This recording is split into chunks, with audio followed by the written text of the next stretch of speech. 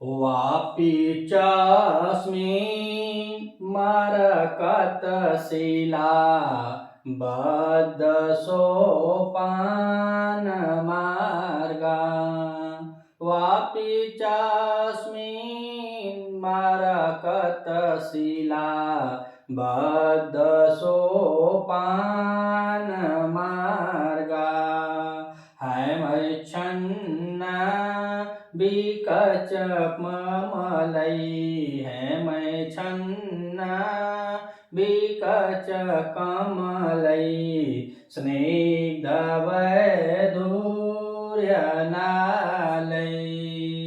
यस्यास्तु ये कृतवसतयो यस्यास्तु ये कृतवसतयो मानसं सन्निकृष्टम्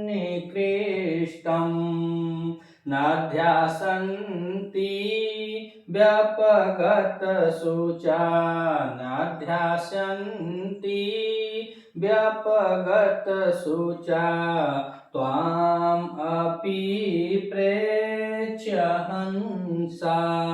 तो पूरे श्लोक में मंदाक्रांता छंद है और यक्ष इसके पूर्व अपने मकान के बारे में बतलाया था कि कुबेर के मकान से कुबेर के घर से जब तुम उत्तर दिशा में जाओगे तो मेरे घर का तोरण दूर से ही लक्षित होगा, दूर से ही तो पहचान जाओगे और मेरी प्रिया मेरी कांता मेरी पत्नी के द्वारा मेरे ही दरवाजे पर मन जो वृक्ष है उसको बता रहा था कि वहाँ पे एक वृक्ष लगा हुआ था और उस वृक्ष के बारे में बताया कि उसका वृक्ष जो है वह नीचे नीचे अर्थात नीचे लटका होगा। वृक्ष किसका था? तो मौलश्री का, जिसको वह दत्तक पुत्र के रूप में पालती हैं। तो उसके बाद अब आगे फिर कह रहा है कि वहां तक तो हो गया कि दत्तक पुत्र के रूप मालती है, उसका पुष्प नीचे है, उसको तुम जा करके मंदार वृक्ष को क्या करोगे? स्पर्श कर सकते हो, क्योंकि वो नीचे झुका हुआ है। फिर उस श्लोक से फिर जोड़ा जाए क्या कह रहे हैं? कह रहे हैं कि और कह रहा है कि और अस्मिन उसके घर में, अर्थात जो यक्ष है कह रहा है कि च अर्थात बता दे मंदार वृक्ष झुका हुआ है, उसके पुष्प को स्पर्श कर सकते हो। और च कैसे और आगे कहता है कि और अस्मिन मरकत शिला बद्ध सोपान मार्गा। अस्मिन मतलब मेरे घर में मरकत एक रत्न होता है जिसको पन्ना नाम भी कहा जाता है। तो पन्ना जो मरकत मणि है, पन्ना मणि है, उसके शिला मतलब चट्टानों से बद्ध माने बधित हुई, सोपान माने सीढ़ी होता है। सोपान मतलब सीढ़ी होता है, सीढ़ी वाला मार्ग है। वह मार्ग कहाँ है? तो कह रहे वापी। अर्थात यक्ष बताया कि जब तुम मेरे घर में जाओगे तो मंदार वृक्ष के बारे में बतलाया और कहा कि और अस्मिन मरकत शिलाबद्ध सोपान मार्ग, अर्थात मेरी वापी जो है, मेरी जो बावड़ी है, मेरी जो वापी है, उस वापी में उस बावड़ी में मैंने क्या किया है? तो कह रहा है पन्ने की शिलाओं का, जो बहुत ही महंगा होता है। वैसे जितने भी रत्न होते हैं वह क्या होते हैं? शिला होते हैं, पत्थर होते हैं, लेकिन यह बहुमूल्य आदमी है। बड़प्पन इसके अंदर का है, पैसा कौड़ी सबसे बड़ा है ना, इसीलिए कह रहा है अब हम लोग यहाँ पे टाइल्स उस लगा देते हैं, एक आध मार्बल लगा देंगे तो जिसके घर लगा होता है उसको हम बहुत श्रेष्ठ मानते हैं, लेकिन ये इतना श्रेष्ठ है कि मरकत मणि यानी पन्ने का जो होता है, जो पन्ने की शिलाएं हैं, उस पन्ने की शिलाओं को ही क्या कर दिया है? कर शिला बद्ध, उस मरकत मणि के शिला को बद्ध सोपान मार्गान, उसको बांध कर बना दिया है। क्या? सोपान मार्ग, सीढ़ी का जो सीढ़ी है, सोपान माने सीढ़ी वाला रास्ता है। और किससे वह रास्ता बना हुआ है? तो मरकत मणियों से बना हुआ है। और यह किसका विशेषण है? तो वापी का है। वह वापी जो उसके घर में वापी है, जो उसके घर में बावड़ी है, उस बावड़ी के बारे में बता रहा है कि मेरे घर में भी एक बावड़ी थी। जो पहले राजा महाराजा लोग होते थे वह बावड़ी जो है वह उसके कैसी सीढ़ियों से बनी होती थी। और काव्य में ऐसे धनिकों के बारे में जो बहुत श्रेष्ठ धनिक होते हैं, उन धनिकों के गृहों में प्रायः इसका उल्लेख मिलता है। राजभवनों में, गृहों में प्रायः इसका उल्लेख मिलता है किसका? बावड़ी का। तो यदि धनिके है तो धनिक है, तो इसीलिए कह रहा है कि वापी च अस्मिन मरकत शिलाबद्ध सोपान, अर्थात मेरे घर में जाओगे तो पन्ने की सीढ़ी बनी हुई है, यानी पन्ने की सीढ़ी यानी रत्न जो है, मरकत रत्न है, उसका क्या हुआ है? शिलाबद्ध सोपान, अर्थात उसकी शिलाओं से, उनके चट्टानों से सीढ़ी बनी हुई है। तो मरकता नाम शिला है, सोपान मार्ग। और इसमें देखा जाए तो षष्ठी तत्पुरुष समास हो जाएगा। कौन सा समास है? षष्ठी तत्पुरुष समास है। फिर दूसरी लाइन में कहा कि है महेशन्ना विकच कमलै स्निग्ध वैदूर्यनालै। स्निग्ध माने होता है चिकना, और बैदूर भी एक मणि है। तो स्निग्ध माने चिकना हो जाएगा, नहीं चिकने, और बैदूर और विदुर शब्द से यह बना होता है बैदूर, और बैदूर को बताया जाता है कि यहाँ पे कि बाल पर्वत को ही विदुर पर्वत कहा जाता है। और विदुर पर्वत जो है वो प्राय लंका द्वीप में प्राप्त होता है, और इसका रंग होता है लहसुनिया, न थोड़ा न ज्यादा हरा होता है न ज्यादा काला होता है, लहसुनिया टाइप का माना जाता है। तो कहने स्निग्ध माने चिकने, बैदूर या नाले, अर्थात चिकने लहसुनिया कलर के नाल में क्या है, तो कह रहे हैं कि विकच कमल है। विकच माने पूर्ण रूप से खिला हुआ, और कमल माने कमल, अर्थात जो उसके बावड़ी में, या सब विशेषण बावड़ी का बता रहा है, उसके बावड़ी में क्या है, तो स्निग्ध माने चिकने, बैदूर नाल, अर्थात जो लहसुनिया कलर की जो धातु है, जो रत्न है, उसको कह रहा है कि विदुर जो है, बैदूर नाल है, जो बैदूर के नाल, कमल आप देखे होंगे तो कमल ऊपर खिलता है और उसके नीचे नाल नीचे तक रहते हैं, यानी उसकी बावड़ी में नाल गई हुई है,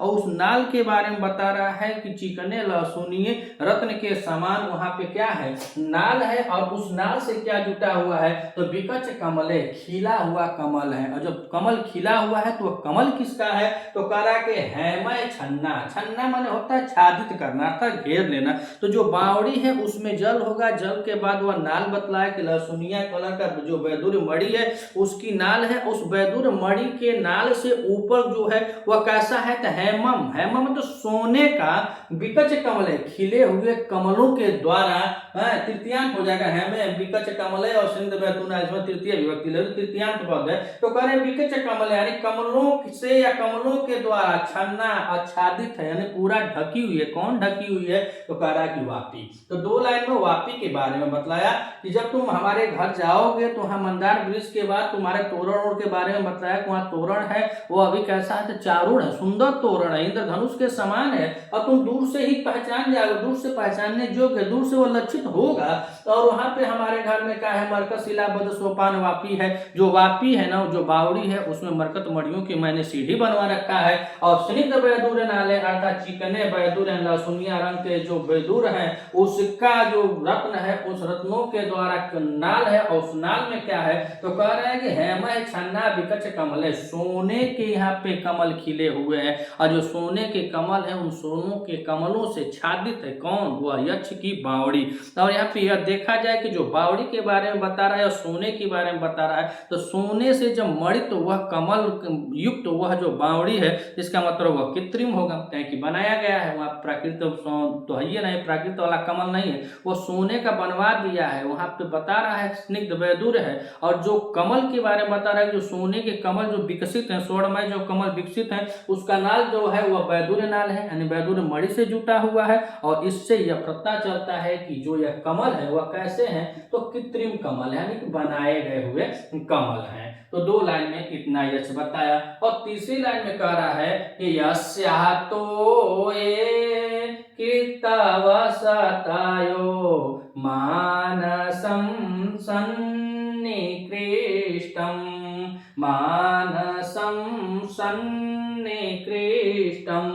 तो सम उपसर्ग हो जाएगा, यहाँ प्रश्न पूछा भी जा सकता है, सम और नी उपसर्ग पूर्वक धातु की बात करें तो यहाँ पे कृष धातु होगी, और उसके बाद कत प्रत्यय होता है, तो शब्द बना है सन्निकृष्टम। तो यहाँ से कह रहा है कि यस्या माने जिसके, यस्या माने जिसके, तोय माने जल में। अब देखिए बावड़ी के जल में बता रहा है कि यस्या तोय, जिसके जल में कृतवस्तयो में बहुब्रीहि समास हो जाएगा। कृतवस्तु सदैव निवास करते हैं। कौन, तो यहाँ पे चौथी लाइन से हम उठा लेंगे हंसा। ये जो हंस हैं वह सदैव निवास करते हैं। यस्या तोय, जिस बावड़ी के जल में कृतवस्तयो हमेशा निवास करते हैं। कौन, हंसा। और कब काहे निवास करते हैं, इनको निवास इसलिए करते हैं और कि मानसम सन्निकृष्टम, अर्थात मानस सरोवर नजदीक होने पर भी हमेशा मेरी बावड़ी में हंस निवास करते हैं। कारण यह है, बतलाया जाता है कि जब बारिश का मौसम आता है तो बारिश का पानी जब जमीन पे गिरता है तो जमीन के जमीन से जो गंदगी मतलब जो धूल माटी कण इत्यादि जो होते हैं वह जल में मिश्रित हो जाते हैं और जल में मिश्रित होने से जल दूषित होता है, जिससे हंस बेचारों को रोग लग जाता है और धीरे धीरे रोगिया जाते हैं, मरने लगते हैं। इसीलिए जब मेघ आता है तो यह क्या करते हैं, एकदम उसके आने से पहले पकड़ लेते हैं मानसरोवर। मानसरोवर में बताया कोई कैलाश पर्वत पर है और कैलाश पर्वत हिमालय पर्वत पर। हिमालय पर्वत पे जो बर्फ होते हैं, बर्फ पे जो आकाश यानी मेघ का पानी गिरता भी है तो बर्फ से गंदगी उड़ती नहीं है, मानसरोवर का पानी स्वच्छ और साफ रहता है, इसीलिए वहां सब चले जाते हैं, धीरे धीरे सब मानसरोवर चले जाते हैं बारिश के मौसम में। लेकिन यहाँ पर यह बताया कि तस्या तोये अर्थात मेरा मानसरोवर से निकट ही है, अर्थात मेरी जो बावड़ी है ना उस बावड़ी से नजदीक ही मानसरोवर है। कहा है कि कैलाश पर्वत के ठीक सामने बतलाया था कि अलकापुरी है और कैलाश पर्वत पर ही मानसरोवर है। तो कहा तस्या तोये अर्थात उसके जिसके जल में अर्थात उस बावड़ी के जल में कृतवसतो हमेशा निवास करते हैं। कहा हंस, हंस हमेशा निवास करते हैं। और जबकि मानसम सन्निकृष्ट, जबकि मानसरोवर नजदीक में ही है, न मानसरोवर उनके समीप में भी है, लेकिन मेरी बावड़ी में हमेशा निवास करते हैं। काहे भैया निवास करते हैं, तो कह रहे कि नद्याः सन्ति व्यपगत शुच त्वामपि प्रेक्ष्य हंसा।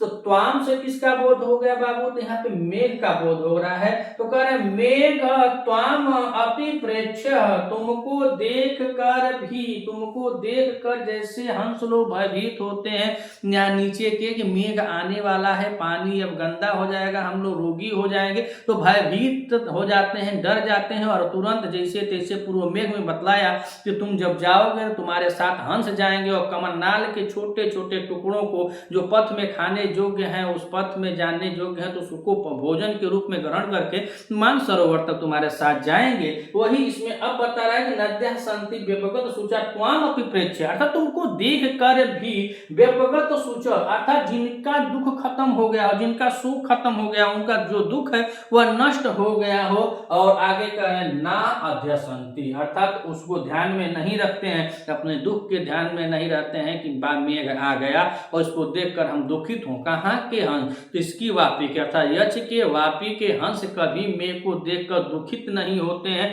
वह क्या हो जाते हैं, तो व्यपगत सूचा हो जाते हैं, यानी नष्ट हुए दुख वाले हो जाते हैं। और व्यपगत सूचा में भी देखा जाए तो यहाँ पर भी कौन सा हो जाएगा, यहाँ पर भी बहुब्रीहि समास हो जाएगा।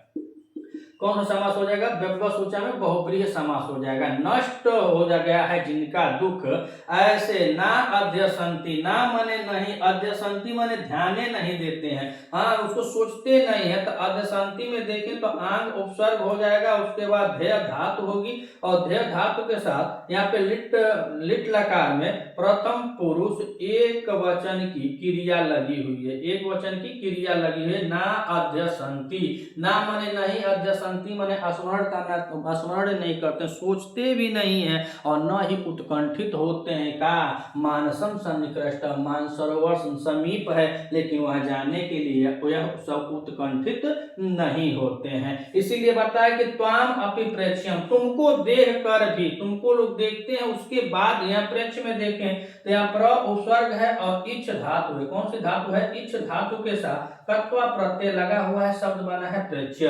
तो त्वाम अपि प्रेक्ष्य अर्थात तुमको देख कर भी क्या होता है, वह क्या अज्ञा अध्यसन्ति ध्यान नहीं देते हैं। काहे नहीं ध्यान देते हैं, तो कह रहे व्यपगत सूचा होते हैं, इनका दुख सब नष्ट हो गया है, एकदम आजाद से रहते हैं, कोई दुखे नहीं तुमको देखकर। और व्यपगत में देखें तो बी उपसर्ग हो जाएगा, उसके बाद अप उपसर्ग हो जाएगा, गम धातु होगी और गम धातु के साथ कत प्रत्यय लगा है, तो शब्द बना है व्यपगत सूचा। तो कह रहे हैं कि ना अध्यसन्ति तुम्हारा ध्यान नहीं देते, त्वाम अपि प्रेक्ष्य तुमको देख कर भी, कौन नहीं देते हैं, तो हंसा। कहाँ है, तो मानसरोवर नजदीक है लेकिन तुमको देख कर वह कभी भयभीत नहीं होते हैं। तो एक बार और देख लेते हैं, तो वापी च अस्मिन मरकत शिलाबद्ध सोपान, कह रहा है कि च माने और अस्मिन माने मेरे घर में वापी है अर्थात एक बावड़ी है और उस बावड़ी में मरकत शिलाबद्ध सोपान है, अर्थात उसके जो सीढ़ियां बनी हुई है वह मरकत मड़ियों से बनी हुई है, दैनिक पन्ने की शिलाओं से वह बनी हुई सीढ़ी वाला है। और कह रहे हैं कि हेम है छन्ना, और छन्ना में देखा जाए तो यहाँ पे छद धातु हो जाती है। कौन सी धातु है? छद धातु है। छद धातु के साथ कत और टाप प्रत्यय लगा है तो शब्द बना है छन्ना। हेमम की बात करें तो हेमम में अड़ प्रत्यय लगा हुआ है। हेम के साथ क्या लगा हुआ? अड़ प्रत्यय। तो कह रहे हेम है छन्ना विकच कमले स्निग्ध वैदूर्य नाले, अर्थात चिकने लहसुनिया कलर के जो रत्न है, यानी विदुर जो रत्न है, वैदुर्य जो रत्न है, उससे वो नाल से युक्त विकच कमले, खिले हुए कमलों वाला हेम, सोने के कमलों के द्वारा छन्ना है, यानी ढकी हुई है। बावड़ी जो है वो सोने के कमलों से वह ढकी हुई है, और उसका नाल जो है वह लहसुनिया कलर के नाल से, यानी वैदुर मणि की नाल है, और उसका ऊपर का हिस्सा जो है स्वर्णमय है, जो कमल खिले हुए सोने के हैं, और उससे वह बावड़ी का है छन्ना, मानो आच्छादित है, ढकी हुई है। फिर तीसरी लाइन में कहें कि यस्सः तोये कृतवस्तयो, अर्थात यस्या तोये, जिसके जल में कृतवस्तयो मतलब हमेशा निवास करते हैं। कौन? तो नीचे से कहे हंसा, यह हंस जो है वह हमेशा निवास करते हैं। और कहें व्यपगत सूचा है, यह हंस कैसे हैं? तो व्यपगत सूचा हो गए हैं, अर्थात इनका सब दुख नष्ट हो गया है। त्वाम अपि प्रेक्ष्यम, तुमको देखने पर भी ना अध्यसंति, थोड़ा सा भी अभयभीत नहीं होते हैं, थोड़ा सा भी उत्कंठित नहीं होते हैं। का मानसम सन्निकृष्ट, मानस सरोवर जाने के लिए, मानस सरोवर जो पवित्र सरोवर है जहाँ सभी हंस जाते हैं, वहां यह जाने के लिए जो सन्निकृष्ट है, सनि समीप में ही मानसरोवर है, लेकिन कोई ना अध्यसंति, अर्थात कोई हंस उत्कंठित नहीं होता है। इस मानसम में देखें तो यहाँ भी मनस के साथ अड़ प्रत्यय लगा हुआ है, तो मनस में भी अड़ प्रत्यय है और हेमम में भी अड़ प्रत्यय है। तो यहाँ पे बताया कि जो हंस है ना, वह मानसरोवर जाने के लिए उत्कंठित नहीं होते हैं। वह जानते हैं कि मेघ आ गया है,